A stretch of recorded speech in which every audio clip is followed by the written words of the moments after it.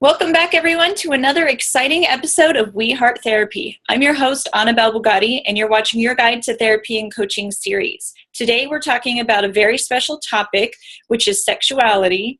And with us today, we have a very wonderful special guest, and I'm so honored to have her on our channel. This is Dr. Andrea Pennington. Now, she has been featured on the Dr. Oz show on Oprah Winfrey, and her newest book, The Orgasm Prescription, has recently hit the bestseller list. And she's agreed to come on our show today and talk to us about sexuality. Thank you so much, Dr. Pennington, for being here with us today. Well, thank you, Annabelle. It's a pleasure. So can you talk to our viewers maybe a little bit about some myths that they might have about sexuality as they grow and mature with age? Well, you and I have talked about this before, but it's sort of this myth that people think that sex is going to just stay the same, stay the same, and stay the same. And we all know that as we age, things are definitely going to change, and that includes in the bedroom. So for women, one of the biggest complaints that women had come to me as an age management doctor, they would say, I just don't find sex as pleasurable. Mm-hmm. And typically when women are hitting, perimenopause and above, the number one challenge for them is vaginal dryness. Mm-hmm. And as our estrogen levels tend to decrease and our testosterone level as we get older, then the vaginal tissue becomes more fragile, the musculature is not as strong, and vaginal dryness becomes a problem. And so it's for the number one complaint that women usually have is low sexual desire. And so sometimes that desire is a problem because if the sex isn't good or it's painful, of course you're not going to want it as much. Course. But the other thing with sexual desire starting to wane is, again, due to our hormones.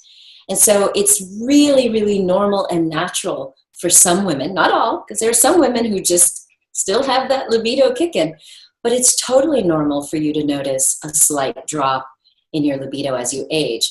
And that's for men and for women. So rather than feeling shame or embarrassment that you're just not as hot and horny or as wet as you used to be, mm-hmm. Just understand that if it's your hormones, you can fix that. Mm-hmm. Whether you want to do that with hormones or whether you want to just go to an external lubricant, mm-hmm. There are ways that you can make sure that sex is still pleasurable and enjoyable for you. Right. Can you speak, so I feel like we really got a good take on women. Can you speak a little more in depth about men and how their sexuality changes and maybe address some of their concerns or their apprehension about going to see somebody about those changes? Yeah, I think, it's the same sort of deal. For men, generally, their sex drive will stay robust because they don't see as much of a testosterone drop as women do. But one of the concerns that men have expressed as they're getting older is maybe they're having a hard time achieving an erection or maintaining an erection. And for me as a physician, not as a sex therapist, but as a physician, that always is a clue for me to check what's going on inside. Because for men, to have an erection, it means you've got to have blood flow. And so if your blood flow is compromised due to high blood pressure or to diabetes, or if the nerve conduction is compromised due to high blood sugar with diabetes, then many men will tell me that they experience erectile dysfunction. So that's one thing that, even though men might think, oh, this is embarrassing, I always suggest that you open up and talk to your physician because it could be a sign of something else going on inside of you. It has nothing to do with, you being virile. It could be a sign that something else is going on in your blood vessels. Right. So I think that's kind of like the big one. And the other thing, which doesn't really have to do with the man, but it's something that gets into the mind of men. What I've heard from men who are in a stable marriage is they say, well, I wanted to make love with my wife, but she wasn't wet. And so they start to think that maybe it's because of them. Mm-hmm. They wonder, she's not turned on by me anymore. Maybe she's lost interest. Maybe it's because I've put on weight. Maybe it's because I'm balding. And they're not recognizing that it could be that their wife, now that she's getting older, may be dealing with, arousal challenges herself due to vaginal dryness, due to any other number of things. So for the guys out there, don't assume that just because your wife may not get hot and wet like she used to, that it's you. Maybe something going on within her. And so that's the time to have these open conversations so that you really can keep that spark and that romance flowing. And everything's fixable. There's nothing under the sun that's not fixable. Right, right. So what I hear you saying is so important. It sounds like there's a lot of physical, biological conditions that might happen as we age and mature that can affect our sexual drive, both men and women. And it seems like our tendency oftentimes is to jump to the worst case scenario and think, oh my gosh, my spouse must not be attracted to me. It's something with me. And then they turn to, self-esteem issues or self-shaming when it's really something that could be medically addressed. It could be a number of things like you talked about, blood pressure, diabetes, several medical conditions, all of which could be addressed with a medical doctor. Absolutely. Yeah. Perfect. Now, I have this come up a lot with my couples that I work with. I have couples, and these are both younger couples and older couples, where many of the wives have hip and joint issues, and that affects their mobility during intimacy. Do you have any recommendations on maybe positions, or if there's books for people that have mobility problems that can teach them various ways, or any sort of tools that they can use to help them have a fulfilling sexual life? Mm-hmm. Sure. Yeah, I think the number one thing is to remember that, there are lots of different ways to get off, right? So if oral sex is on the table, then remember that that's an option. If a woman is really finding that, there's such pain with regular intercourse, then remember that she's got hands as well. You can also bring in sex toys and other sort of, apparatuses that you can use. And so it might be a good time to just get a little creative. I've heard some couples say that the swings help with the joint issues because you're not laying on a bed. It's easier for both joints. They're not compressed. But then I have a lot of couples who feel maybe embarrassed about going to a store that sells apparatuses and toys. So is there a discrete resources for people that, might be too embarrassed to go to a live store and get some things? Yeah, well, there's so many things online, right? So we know that so many of these legitimate online distributors of sex toys and lubes and all sorts of things, which will deliver to your home in a non-branded package, so nobody needs to know what you've gotten. So I would say don't be limited to thinking that you have to go physically into a store and that someone's going to see you. Go online. And couples really, it sounds like you're saying, really shouldn't worry so much about bringing in apparatuses or cushions or toys to help them have a fulfilling sexual life. Because again, the point is to maintain a healthy sexual intimacy with you and your mate. And, if there's physical conditions getting in the way, again, working with the medical doctor and then finding products that, can work around it. If physical intercourse isn't possible, maybe like you mentioned, oral sex, we have hands, we have other abilities within our own body that we can use to explore and enjoy and have a fulfilling sexual appetite with those. Absolutely. And then, seeing a physical therapist can do wonders. For many women who have had, some other sort of vaginal pain, whether it's vaginismus or dyspareunia, many of them will find that going to see a physical therapist who's experienced in this can help give her certain exercises to learn to relax, to find ways that she doesn't block all of that energy in her pelvis and cause more pain. And then absolutely don't be, I have a client who was in a similar situation. she unfortunately suffered a pretty bad fall. And at first, everyone was focused on her arm because she had sort of torn part of her rotator cuff. And as she was with the physical therapist, she was saying, I'm really having pain in my bottom. And she had a very good relationship with the therapist. And it turned out that as she had fallen, she had really created kind of a tension and a tear. And she found intimacy very, very challenging. And so at first, she got this great physical therapist who was helping to kind of diagnose it, first of all, because that was something that nobody had diagnosed. Right. And the woman was really sensitive, and she was like, you've got vaginismus. It's like as soon as she was touched, even things would tighten up.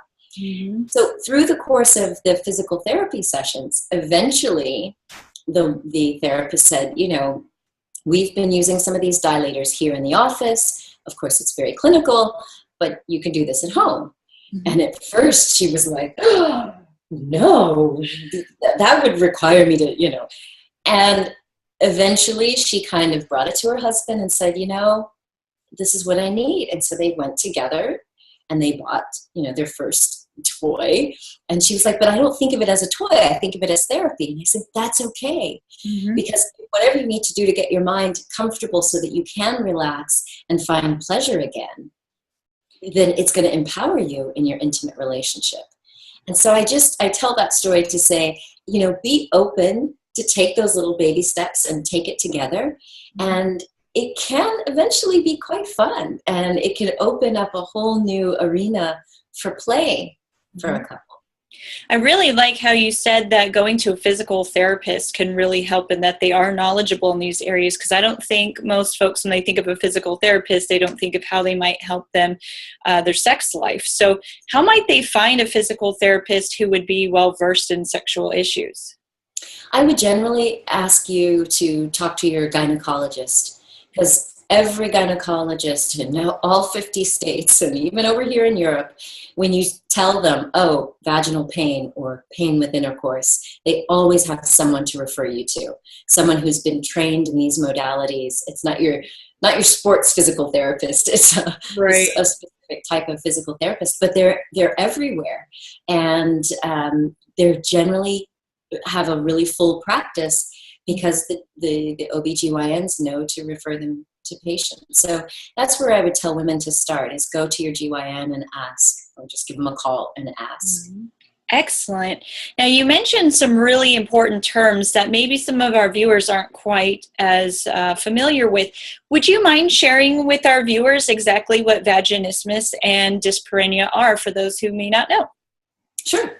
So dyspareunia just means pain with intercourse. And it can be in men and in women, but it's generally more common in women. And that could be from any number of causes, like the fall that I described. It could be after surgery, for example, or after childbirth. So it just means, it's just a technical term for painful intercourse. Vaginismus is a condition where the muscles in the vagina and around the vagina and the anus tend to contract anytime there is something introduced to the vagina. So whether a woman's just going to her gynecologist for an exam, or she's trying to be intimate, or even just putting in a tampon, she may notice that there's this tightening, this spasming of those muscles. And then that creates significant pain. And then, as you can imagine, that creates avoidance because she knows it's going to be painful. So she makes every excuse to avoid intercourse. And unfortunately, that really robs her of pleasure and robs her of the intimacy that she could have in her relationship. So vaginismus is when those muscles tighten and contract, and it leads to pain. And totally fixable. And part of it is sort of a mental thing. Like once you're working with a physical therapist and you learn to trust your body again, you learn to trust yourself to relax those muscles. It's totally fixable. And then, yes, women can go on to enjoy it. And, it's funny because it's not funny to them, but a lot of women will say, I noticed the spasm, but my partner loved it because, of course, for him, all of a sudden it's really tight. And many women, unfortunately, suffer through it because they're like, well, if he's getting so much pleasure, I don't want to say anything. But you can get back to a point where it's pleasurable for you too. So. Now, the origins of vaginismus, is that necessarily a medical condition? Do you find that it occurs with people who might have had psychological trauma, like maybe rape victims, stuff like that? Yeah, sadly, a lot of them are from sexual trauma. And, so that's why I say, part of it is a mental thing, and being able to establish the trust and the boundaries and the safety and security within your relationship. But even that, you can train those muscles again to relax appropriately.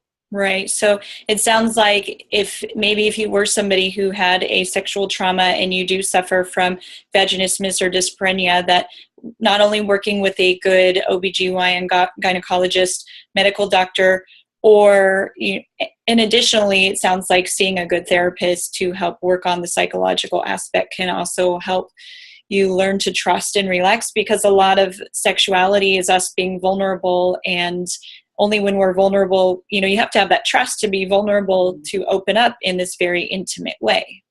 Exactly. Yeah. I mean, in order to achieve ecstasy, it requires surrender. Yeah. And so many people will find that going to a sex therapist or a sex coach can help them finally address the trauma or the abuse. And, I'm sure you've probably seen this in your practice. There are so many women who've never processed it, who've never been to a therapist, or they tried and they only got so far, or they felt ashamed, or their family didn't believe them or blamed them. So there are a lot of women that carry that suffering for a long, long time. And so I highly recommend that they visit a therapist or a sex coach, someone who can actually be that compassionate listener, and then point them in the direction of the type of therapy they may need. Now, can you speak a little bit about what a sex therapist or a sex coach does? Because I know many clients, or I often have callers who come in when they find out you specialize in sexuality. Helen Hunt did a movie where she played a sex therapist, but she actually had intercourse with her client, and us therapists won't ever do that. So can you sort of clear up some misnomers about being a sex therapist or a sex coach and what that really means? Yeah, absolutely. Well, at least in the United States, a sex therapist actually, goes to school for this. You are certified, you are licensed. There are, legitimate rules that one follows, and no, having intercourse with a client is never part of that recipe for a sex therapist. And sex coaching, which was really pioneered by Dr. Patty Britton, is a legitimate, bona fide aspect of sexual healing. And a sex coach really is a coach, but they're not having sex with their clients. Right. But they can accompany their couples through these processes to get them to that point of feeling comfortable and safe, or adding eroticism and novelty and play. But again, there is a training process. It's not something that people can learn on the internet and then call themselves a sex coach. Right. So I always suggest that people really look into the person that they're about to make an appointment with. Of course, and if anyone is thinking they're going to have sex with their sex coach or sex therapist, they are gravely mistaken. Exactly. Well, so thank you so much, Andrea, for being with us today. We really appreciate your insight. Now, if we have, well, you're in Europe right now, you're in the south of France, and you're from the United States. So if folks are interested in learning more about you or finding your book, can you tell them where they can find that? Absolutely. You can get the book on Amazon or Barnes & Noble, anywhere books are sold. You can learn more about it at orgasmprescription.com, where you can even click and get the first chapter free. I've also included the 21-day program that's in the book. You can listen to the audio meditations and each of the daily rituals. You'll also find that at orgasmprescription.com. And, if you want more information about me, you can just visit andreapennington.com. Excellent. AndreaPennington.com, theorgasmprescription.com. You can find her book on Amazon. We're also going to put a link to both her website and her book in the description for this video. So again, make sure that you rush out and you buy that because it is a hot item, bestseller. So that means you've got to read it. Thank you so much again for being with us and for your wonderful insight. We thank you. And again, if you guys like what you see here, thank you for tuning in. Check us out on the web, www.wehearttherapy.com. Sit tight and stay tuned because more episodes are on the way. Ooh.